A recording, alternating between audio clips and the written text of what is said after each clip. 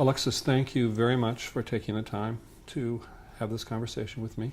Um, I thought it might be useful for the students who will be watching this if you would just say a little bit about your career as a rabbi. Well, when I was in college, I became sort of enamored with the idea of Hebrew, which I had not really studied, but it sounded all of a sudden more exciting than French, which I had been taking a lot of my high school life. And that I consider the first domino toward a lot of interest in Judaism and things related to that. And I just felt that that interest was ignited in a way that was sort of curious and interesting. And I assumed that I would just be sort of interested and enjoy the study of it in college. But what became clear is that there's actually a career for people who are insatiably interested in Jews and Judaism, and they call that being a rabbi. But I couldn't really make the hurdle to imagine myself as clergy. I feel like that it's one thing to be sort of interested in religion and the study of religion, and then another to imagine yourself as a spiritual leader or clergy, which I feel like has this whole connotation of holiness, which I really doubted I embodied. So it took some getting used to. I thought I would just be a corporate lawyer who studies a lot of Judaism, but then I realized I didn't really want to be a corporate lawyer, and I really wanted to think about Jews and Judaism and them getting together with each other for a lifetime. And there was actually, remember, a career for a person like this, so all I had to do was lean in. So right after college, I applied to seminary, and the rest is sort of history. So I've been a rabbi for 18 years now, and I feel like it's extremely joyous, satisfying experience professionally and spiritually. And it turns out I didn't have to be any holier than I thought I was to begin with, and just being regular apparently works. And it actually began with an attraction to the Hebrew language.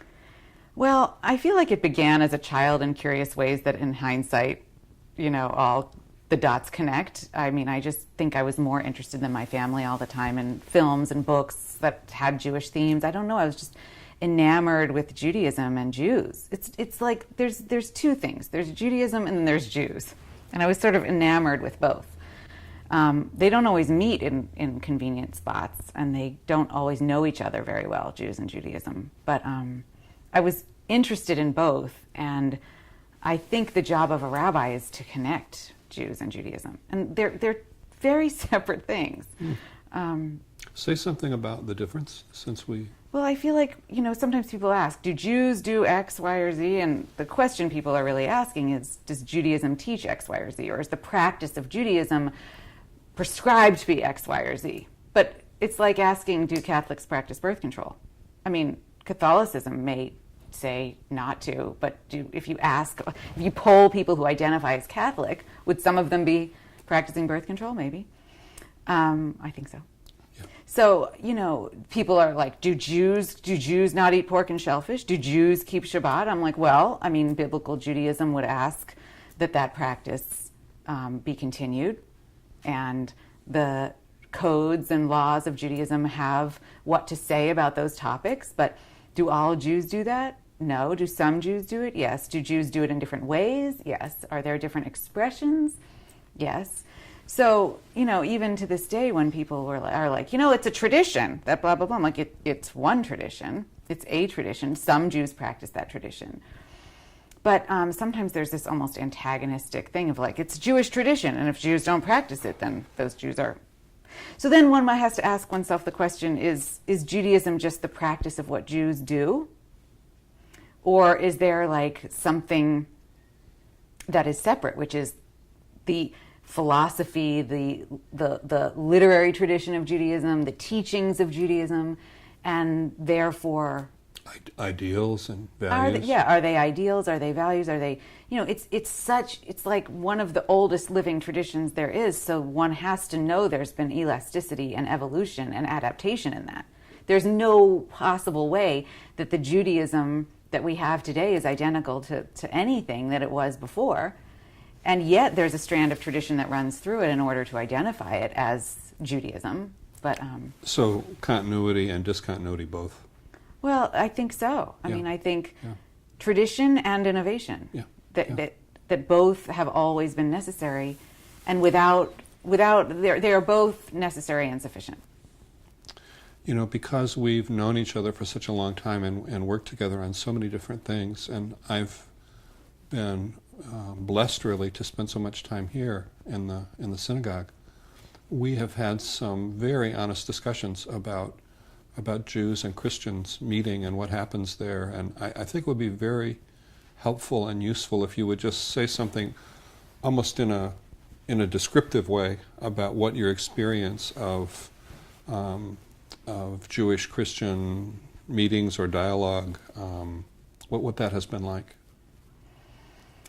Well, I mean, I think it's a complex thing, and my experience has been mostly, I mean, I would say most of my experience in this arena in the past 10 years has been Christian curiosity about Judaism, sort of a renewed curiosity about Judaism. And it's incredibly earnest and incredibly authentic curiosity about Judaism. I think some of the curiosity is generated from this perception that, like a feeling within the Christian heart that it's important to look at the Jewish roots of Christianity. And this is often how it's expressed to me. Like, we'd really like to know more about our Jewish roots. You know, Jesus was Jewish. That's a very common, you know.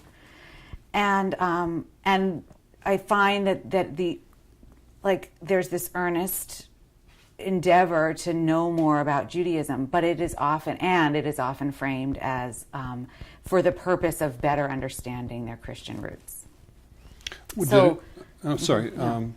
You said that you sense that sort of interest has been there for the past maybe 10 years or something like that? Well, I feel like my experience in New Orleans has, you know, I've been here in New Orleans for 10 years. So, Okay. I mean, my experience here has been like frequent visits from church groups or school groups or, you know, I think local universities will sometimes bring groups, and whether they're often religious studies groups or church groups from various areas bring their confirmation classes or their adult education groups that just sort of I call it come see Jews in their natural habitat. Say that again, please. I say that they sometimes want to come visit Jews in their natural habitat. That is that's a loaded statement, I'd say. Huh? Would you mind just unpacking that a little bit? I mean, I think it is playfully loaded. That I think sometimes there is the sense that like it is not meant disrespectfully, but it is kind of like. I mean, I really actually don't think it's any different than any person interested in another person's culture. There's this attempt to really simplify it, to ask questions that fill in slots of our familiarity, like, oh, you're the rabbi, that's like a Jewish pastor, which in some ways it is and in some ways it isn't. And that's just sort of a general, we all do this when we're in our comfort zone and we're learning somebody else's. We're like, oh, well, let me find the areas where I have files in my mind and let me see where your existence fits into my files. And if there is no file that I hold for what you have, then I don't know what to do with that. Right. So, you know, But can I just ask about that? So you're saying that people come and they're perfectly well-intentioned and in good faith and perfectly respectful. And respectful, and what they do often is they seem to be comparing and contrasting what they bring with what they see here. Right. And when they see something that clicks, then they make these connections. And if nothing clicks, then as you said, they don't know what to do with it. But there was another dimension to what you said before, which is they come looking for their Jewish roots. Mm-hmm.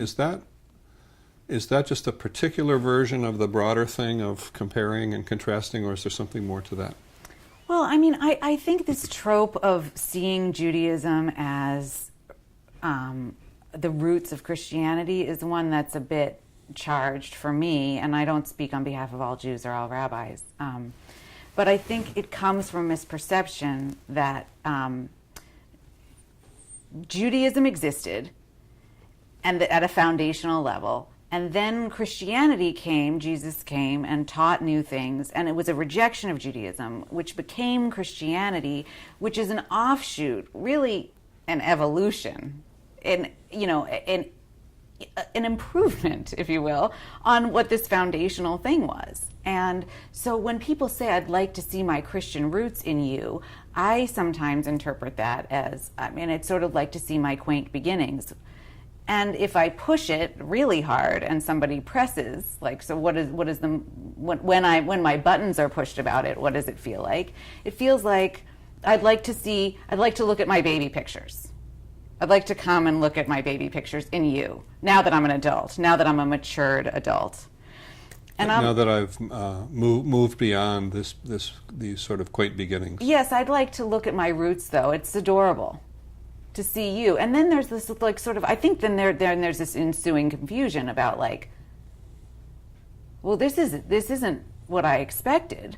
I expected some more quaint thing. But in fact, because Judaism today is not the foundational Judaism that Jesus rejected and then evolved,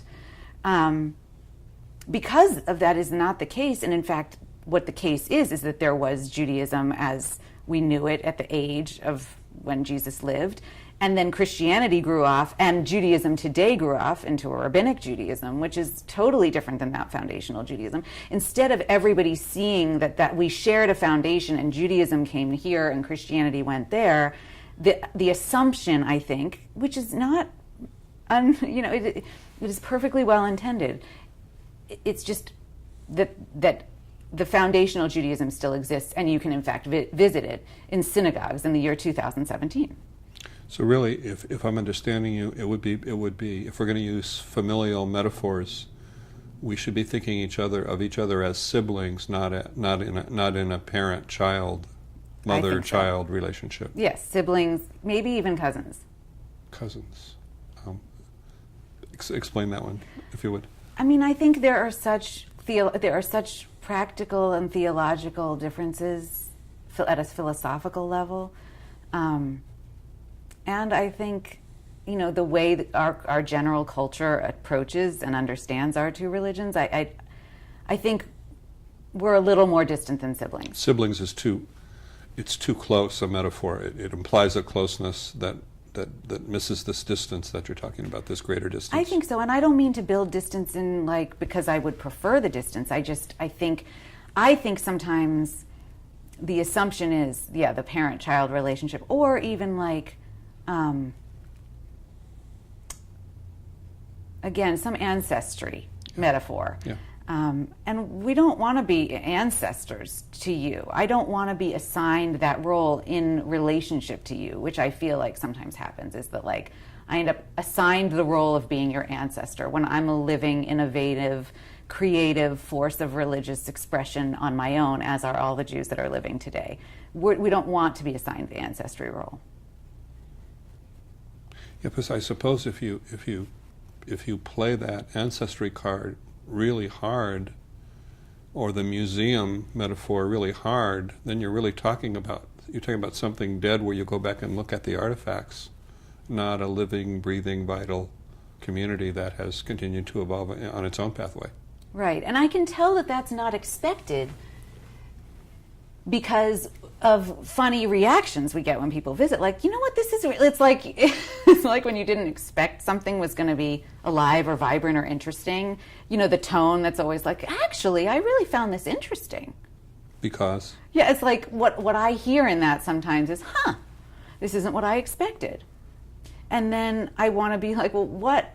I think sometimes people's perceptions are this very biblical, very ancient practice. It's an a dusty ancestor model. And then when what is seen is not that, there's this sort of very candid and unapologetic shock that's expressed, and I find that sometimes a little trying. Would you mind saying something about what it's like, how it feels to be on the other end of that? To you personally?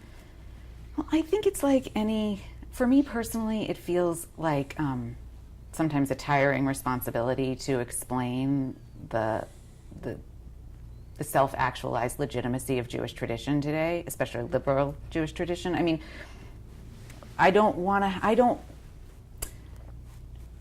look, it's complicated because I feel like while it's exasperating to have to be in that role, I feel like without an open door and a conversation, how would anybody know differently? I mean, without access to people who will help explain and show and be willing to open the door to this, which we always are, how would anyone know differently? So how can I begrudge someone who didn't know before they came in the door and then sort of unapologetically says how surprised they are once they come in the door? Well, I get the logic of that, the rationale of that. It's impeccable, but the emotion. Well, you did say that it's wearying, it's tiring. Yeah, and I said, trying too, that it feels like such an accepted such an widespread misunderstanding that it's exhausting to imagine how to get caught up to everybody. Well, it's. I think that's a really important point. You, as a rabbi who is leading a community that is willing always, you said, to open its doors and welcome visitors who respond in the ways that you've described. It's got to be a little staggering to think that this isn't just one group of Christians. This is kind of Christianity. This is, what'd you say, widespread. Well, and I mean, look, we all have different intersections of where we encounter the world. And for each of us, there's a place where we're alone and the world feels like everyone else is doing something else and we're how we are. And I feel like this is ours, but I can relate to the minority story where it's like, you're not there, you don't get it, you keep coming in like any majority and imposing whatever your context and vantage point is. And I don't think it's unique to Jews. I think any minority experiences this at some point. Yeah. I think it happens. I don't have to list all the minorities. No. But in fact, imposing your viewpoint, that sounds, that could sound kind of aggressive or even violent. But I think what you mean, and it can be that, of course, but I think what you mean is really just assuming that your reality is the norm. Right. That's an imposition of one's viewpoint. I think that's so much better said, and I don't experience it as anything violent or aggressive. I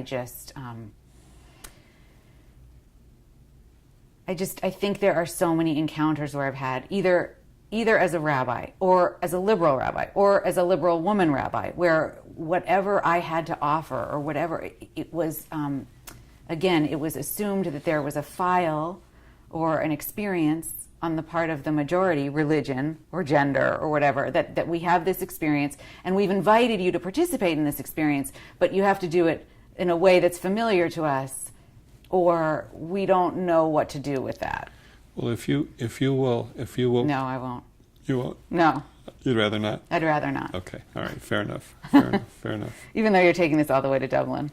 Yeah, no, that's fair enough. It's just such a great example of... I know, but it's so not anonymous. Yeah. For the other person. Yeah, no, that's fine.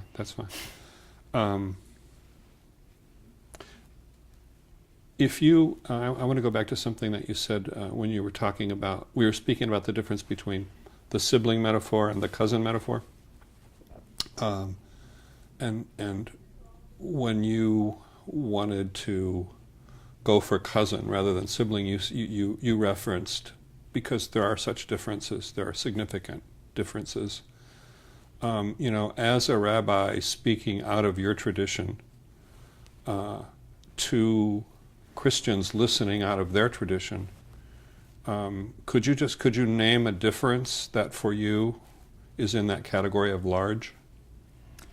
I mean, I think theological would be looms the largest. And I know you're not asking for a compare contrast, because that never works. I mean, when one religious leader is asked to do that ever, I feel like it would have to, that religious leader would really need to be as completely knowledgeable and conversant in both traditions in order to offer that. And I know you're not. So I recognize, even if I say I perceive this difference, that, you know, a Christian religionist might be like, well, I actually am closer to what you're saying than you might think. So I don't know. I think it's not theological content as much that I feel like is different, because I think God is a complex conversation. But the necessity of theological certainty as dogma or declaration is not as present in Judaism as I perceive it is in Christianity. The necessity of declaration of dogma, or the inability to actively question the existence of God at all, or the context in which God manifests. So sometimes people are Christian. The only way I know there might be a difference is because, again, I'm standing at my vantage point, and when I have conversations with Christian theologians, Christian religious leaders, or Christian human beings, when they express surprise at something that is part of a Jewish practice or a Jewish belief or a Jewish life, when they express surprise at that, I have to assume that's a contrast or a difference. Yes, of course. That's just sort of where I come at that. But so I think questioning in general, like a religious practice of the word Yisrael, which is the name for it, means to wrestle with God. It doesn't mean to accept God or follow God. I mean, there would be different words for that. So to wrestle with God, I mean, I think Jews have questioned, and Jewish philosophical and theological tradition is racked with questioning, unapologetic questioning, proofs of God, interesting, you know, deists, theists, panentheists, pantheists, I mean, all and everything in between are accepted Jewish theologians that have a voice in Jewish tradition, even if they're in total contradiction to one another about a view of God or how God manifests or acts or appears in the world. I remember on a Sabbath evening here during the Sabbath service, a kind of, I think in lieu of a homily, a sort of open discussion on a topic, as you do sometimes. And it was just so wonderful and so liberating to hear people, as part of their contribution, clearly questioning the existence of God. And nobody was shocked, nobody said, there's the door, nobody said, how could you think such a thing? It was just another contribution. Yeah, I mean, Jews are often credited in the biblical tradition of being the first monotheists. And it used to be, the perception of the biblical story is that it was very hard to let go of polytheism. That there's, you know, the notion that there might be only one, that God is one, there might be only one force in the universe, one creative force. And so it used to be to imagine that we had to let go of all these gods. And it is now said of Jews that we believe in at most one God. At most one God? Yeah. Right. I know that, just to be autobiographical for a second, I know that one of the great personally liberating things for me, and it happened here at Touro with you and with your predecessor, Rabbi Goldstein, was realizing this reality of questioning. And that it's perfectly, authentically Jewish to have exactly the kind of conversation about God that you were just describing, and even to revel in it and delight in it. Did you find that surprising when you first came? I did. Yeah, I did. And because of a contrast of sorts? No, you know what? No, that's right. This was me having exactly the experience you were describing, because in the Christian tradition, systematic theology, you know, these kind of definitional and systematic theology and then dogma are just, I mean, it's just the air you breathe if you grow up as I did as a Catholic. And to encounter a holy place and holy people who approach God in a different way, there was just a great freeing in that for me, and I took it to heart. Yeah, I really did. And so now people say things like, there are Christian theologians who are getting around to language like this. All speech about God is metaphorical. I think you would be totally at home with that language, wouldn't you? Absolutely. Yeah. Yeah, well, that's new territory. That's new territory for Christians. So, for sure. I mean, in you asking me the question, it rings true for you that would be a difference. Absolutely. Absolutely a difference. This is another thing that you made me think of just a few minutes ago. You said, just in passing, people say things like, well, Jesus was a Jew. Right. And, a lot of Christians today still find that a very difficult thing, a very difficult sentence to say and to mean and to know. It's very uneasy making. It can be. Not for more liberal, well-educated Christians, but for more conservative or fundamentalist Christians. It's not, it's almost unthinkable, really. But just to kind of locate that in a theological way, I would say that in the last 50 years of the 20th century, the most significant development in Christian systematic theology was retrieving the Jewishness of Jesus. That's how recent it is, really. And of course, it's the thinkers who first kind of go underneath and rework the foundations. But that's how new it is for us. Well, and I think the complexity there, and that ends up confusing people, is they think that if they come, I think there's a perception that even when if people get comfortable, if a Christian individual gets comfortable with the idea that Jesus was a Jew, then they come to a synagogue to see Jews like Jesus, which is, again, like we're ending up back to this, like the Jews today. The other thing that's uncomfortable for, I think, Jews when they hear this, and it is not a comfort, I would say, to me. I can only speak for myself as a Jewish human, woman, rabbi. I only speak for myself. For me, it is not a lovely thing to hear. I'm coming to you because Jesus was a Jew. Because I don't feel a kinship to Jesus in that Judaism. I feel like there is no question that the big evolution of Jesus as a brilliant thinker and a prophet, for sure, in my understanding of this, was that a big part of this journey for him was a rejection of the Judaism he taught, such that he needed to break free and start a whole new expression of it. So Jesus was a Jew who hated his Judaism, in my understanding, or hated the oppression of the Jewish politics of the time. So Jesus didn't affectionately identify with his Judaism, from what I can tell. So it is almost like, it feels to me like Jesus is an apostate Jew, a Jew who rejected his Judaism in favor of something much more evolved, or a better expression of Judaism than the Judaism of the time. I don't know enough. But there's this grand scale misperception, I think, that happens, which is like, Jesus was a Jew, you're the same as Jesus, but I'm a disciple of Jesus. It's very confusing. Yeah. Where is supposed to be the overlap there? And under what circumstances should that overlap take place? And what should the understanding of that overlap be? It's... What I would say is that Jesus was a fierce critic of the institutional Judaism of his time. I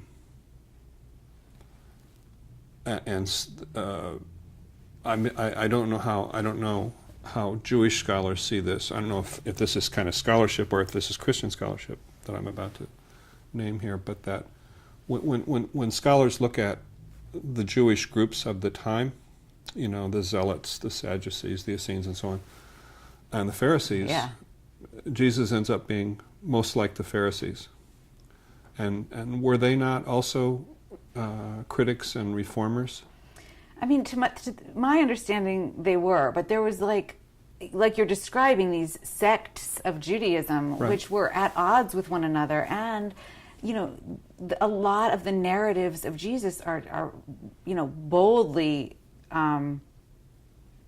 implicating of some of the clearly corrupt ways of certain Jews of the time. So when he critiques that, I feel like that becomes the root of some anti-Semitism which then gets sort of reclaimed in some weird way to be like, well, the Jews killed Jesus. Well, now we changed our mind. Now Jesus was a Jew, and we love Jews, and it just becomes complicated. You're not going to be able to use this. No, it is. No. Absolutely, I'll use this. No, you can't use this. You're not going to be able to use it. Okay, all right. Well, if I were going to use it, this is what I would say. Yeah, just that, use the part you're saying. If you, for instance, when you read the Gospel of Matthew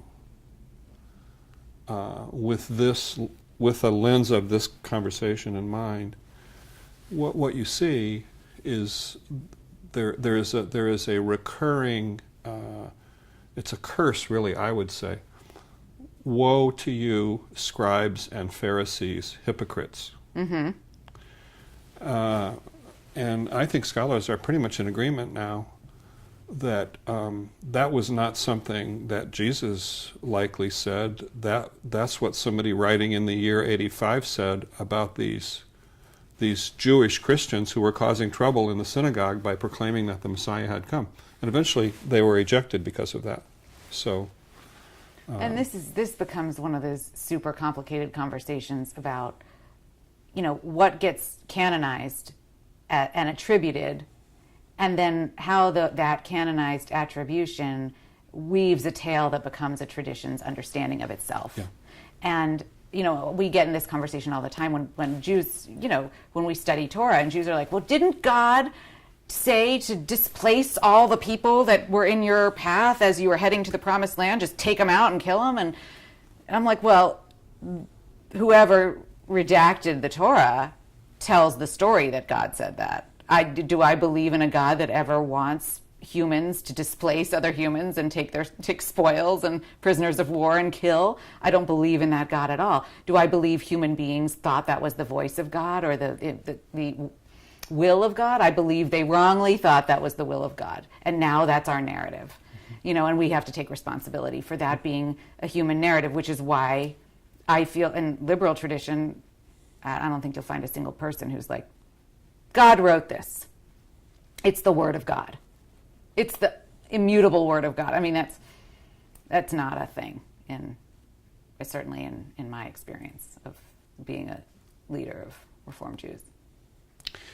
I'm not sure that I have this right, but another thing that is very appealing to me is the sense that when Judaism became rabbinic Judaism, I guess starting after maybe the destruction of the Second Temple and the exodus after that out of Jerusalem and so forth, that the words of the rabbis, the interpretations of the rabbis of the texts, and relating to the experience that was going on around them, that their words are sacred words too. It's not that the only sacred words are between the covers of the Bible. Right, and that's where we talk about this branching off. I mean, if we share a foundation, and Jews became a tradition that was mostly guided by the words of the rabbinic authors of Talmud and codes, and Christianity became guided by the words, the narrative in the Gospels and the New Testament. Those are the texts that founded and inspired and informed the practices we have today. So we share Hebrew Bible, Old Testament, whatever you want to call it. We share that, but we actually utilize it in much the same way, which is this sort of foundational ancient text that has a holy echo to it. But you don't read it as an instruction manual for the practice of your religion today. And I think the misperception is that Jews read Torah for that purpose, and Christians read New Testament for that purpose. Well, I would say Jews read Talmud for that purpose, and Christians read New Testament for that purpose. And we share the foundation of the Hebrew Bible. Right.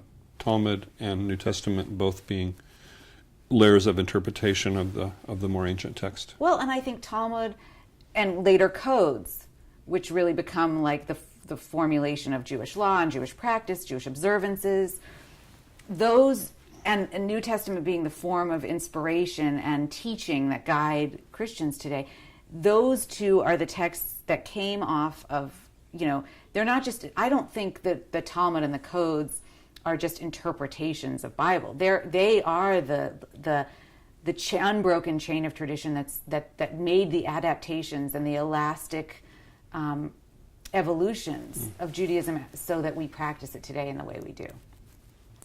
If you could express a wish to Christians about how to approach your tradition, your faith, your community, what would you say to them? I mean, first of all, I'd be grateful for the outreach, which I feel like is rooted in open-heartedness. I would encourage, like I would encourage any human encounter, to be one of humble curiosity, not overly so, to the point of like, sometimes I think this ancestor worship that can sometimes go on. Mm-hmm.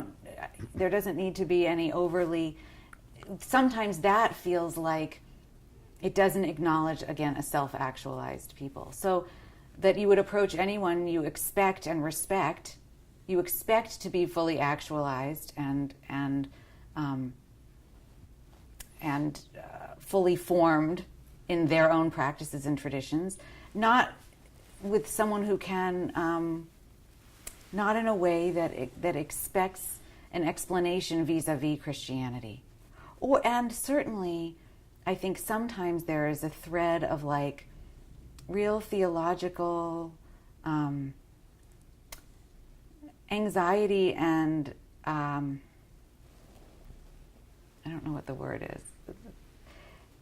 The lack of the inclusivity of Jesus's divinity sometimes feels like, well, because we now know that's true and you haven't come with us on that, that's where I think some of the ancestor stuff, the foundational stuff lies. It's like, well, you just didn't get all the way there when we were sent this clear message and you just didn't pick up the phone. So that's unfortunate. And there's a if I'm understanding you, at times that feels like the place where what could have been a conversation stops. I think so. That assumption just looms so large. The assumption looms so large. Yeah. And then we have some unspoken, like I sometimes have this unspoken perception of like, that's where like the pat on the head is. Well, I'm sorry that you haven't been able to accept that now, we use telephones and we have the electronic mail. And there's still time. Yeah. I mean, the offer is still good. Always good. And it's been a pleasure to visit with you, and to do this, ancestry tour. Well, let me just thank you for My pleasure. A rich exchange. Not our first and not our last, I hope, and trust. Likewise.